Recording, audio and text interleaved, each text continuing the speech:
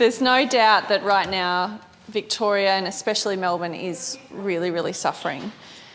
It's been more than 6 months of very significant restrictions to our daily lives, limits on our freedoms that, frankly, none of us would ever think would happen in our entire lives outside of a world war. In Melbourne, we've now been in tough stage 4 restrictions for, in my case, almost 4 months. It's quite extraordinary, and I have to say it feels quite visceral, the oppression of it. Especially when we see that our friends in other states are able to visit their family, their friends, go to the pub, go to the beach, go to their jobs and businesses, just get on with their lives, and they've been able to do so since June. So it's hard not to feel when you see that it's a bit of a kick in the guts, especially as we see in Melbourne the numbers are stubbornly refusing to go down, and we might be looking at the prospect of even longer restrictions. So I do not begrudge the people across Victoria now who just want someone to blame. Many people want to know who was responsible for the mess, why things went so badly wrong in Victoria when every other state seems to have been able to head off or significantly suppress the virus, and why weren't we able to do the same? I also want these answers. My constituents want these answers. The Melbourne CBD in my electorate is now virtually a ghost town. It's the hardest hit part of the entire country. But right now, I believe that Victorians, more than they want someone to blame, we just want this to be over. And we want our sacrifice to have counted for something, and we actually just want to get through to the end of the crisis. We want more than anything to actually see our family and friends, something we never thought we'd be prevented from doing. So I get it, none of my family lives in Melbourne. We're all suffering for it. I want my kids to see their grandparents for the first time in nearly a year. I want to be able to hug my godchildren. I want my kids to be able to play with their friends. I want to be able to see the ocean. I want to be able to go for a walk in the bush. I want to feel free again. I want some relief. We all do. But the Greens won't be supporting this no confidence motion put forward by the Liberal National Party. And that's because right now we think that we actually should be working together to get us through this crisis, not playing political games. And I think that's what the Victorian people want as well. Right now, in this unprecedented pandemic, we just need our government to succeed. And the Liberal Party putting forward this motion, they're doing so for one reason, because they want to score political points. They want to turf out Dan Andrews. They want to take his place. And the Liberals have been trying their hardest to play this Trump-style politics here in Victoria, but Trump-style politics is exactly what we don't need right now. And look, there's no doubt that mistakes have been made and there's been failures by this government. There's been failures in the way that hotel quarantine was set up that allowed the virus to escape in the first place. Even now, it's still really unclear who was responsible and what went wrong. But the Liberals and the Murdoch media, they want us to focus on hotel quarantine and who hired the question of who hired private security as a way to claim a political scalp. They've already claimed a couple. But actually, that question around private security, it's probably not the main failure that we experience in Victoria and might not even be the main question we need answers to. Arguably more important was the failure in our contact tracing system, that once the virus got out of hotel quarantine, how was it allowed to spread unchecked in the community? Back in June, even when numbers were really low, close contacts of positive COVID cases were not called by the DHHS for weeks. In fact, this happened to me personally when there was a case at my childcare.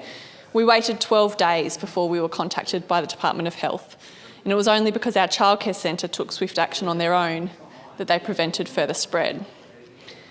For some reason, I don't know what it is, but for some reason our contact tracing and outbreak teams have not been successful as we would like, as is necessary. And we'd all like to know why, so we can fix it. We've also seen other failures. We've seen high rates of healthcare worker infections, even though many other countries who've had severe community transmission have been able to avoid these healthcare worker infections. Here in Victoria, healthcare workers and doctors, they've been calling for stronger action, for N95 masks, for fit testing, for reusable respirator masks, for other technologies that are available to be used. And for some reason, these haven't happened as early as we needed in Victoria, and in some cases still haven't happened yet. We'd like to know why, so that we can fix it. Another failure we've seen was during the public housing lockdown, where people were literally blocked by police from getting food and life-saving medicines. I worked with an elderly person left without food for days, a mum forced to reuse insulin needles for her diabetic 6-year-old child, a woman prevented from getting breast milk to her premature baby in hospital. All while the Premier stood up at press conferences and assured the public that people were being looked after. Well, I was on the ground during those public housing lockdowns on those estates, and I can tell you now people were not being looked after. And I'd like to know why, so that we can fix it. The Greens have always supported a health-led and evidence-based response to the pandemic. We have supported the government. But we have also not been afraid to call out the problems either, because we want them to be fixed. We fought to keep Parliament sitting, even when the government would have preferred to shut it down to avoid scrutiny, because we felt that democracy should not be a casualty of the pandemic. We fought for government support for those doing it toughest, particularly those who didn't get support in the restrictions, like people struggling to pay their rent, sole traders, artists and live music venues, all groups of people hardest hit by the restrictions, but who weren't given adequate government support in the beginning. We fought for public housing residents, when the Premier stood up at press conferences and told everyone, nothing to see here. We've campaigned against police overreach, where people with mental illness and black and brown people and other marginalised communities have been disproportionately targeted and fined by Victoria Police during these restrictions, and we cannot pretend that that didn't happen. It's clear that this pandemic has brought to light many problems that already existed in our society, exposed the cracks, including problems inside this Andrews Labor government, problems that have been long-standing. The pandemic highlighted significant shortcomings in our health department. It's shown the dangerous end result of privatising public services, of casualised work. It's brought to the surface underlying racism and prejudice and heavy-handedness in our police force. It's highlighted a lack of responsibility taken by decision makers in our government, a confusion, a lack of accountability, and problems with concentrating power with the Premier and small groups of ministers, and a lack of willingness to take on feedback or consult with other MPs and experts or even Cabinet, even when we know that in a pandemic we need all hands on deck. It's highlighted inequalities in society, the inadequate investment in public housing, and it's shown that governments are often more interested, unfortunately, even in a crisis, are more interested in spin than substance. And none of this is okay. And of course, there's a place for criticism and scrutiny of government, perhaps even more so during a time when we have unprecedented curbs on our personal freedoms. So yes, let's take note of what's gone wrong and why. We all want to know why. We all want to fix it. Yet the Andrews government has made plenty of mistakes, but much of what's gone wrong in the last 6 months has been years and decades in the making. And let's not forget the Liberal National Federal Government is not blameless here, especially when it comes to the incredible tragedies and failures in aged care, which were things that could have been prevented. But right now, all of us just really want Victoria to succeed. We want to see our families by Christmas.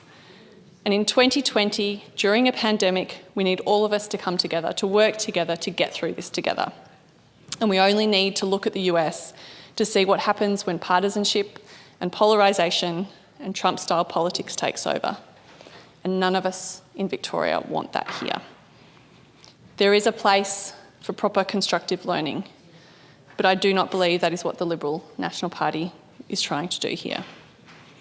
The behaviour of the Liberals throughout this challenging time has been to deliberately stoke fear and division in our society for their political gain. And a key question is, do we think the Liberals would have done better? The party of privatisation, the party that has called Victoria to open up, which would have led to more spread of the virus, The party that has called for schools to be open and then schools to be closed, depending on whatever suited their political aims at the time. The party that has stoked and fuelled right-wing misinformation campaigns to muddy the waters. And I understand it's difficult for the leader of the Liberal Party right now. I know he's looking for something to do that will keep him relevant. And I know he's under a lot of pressure from the extreme right-wing in his party to be more strident, to be more extreme, to be more Trump-like.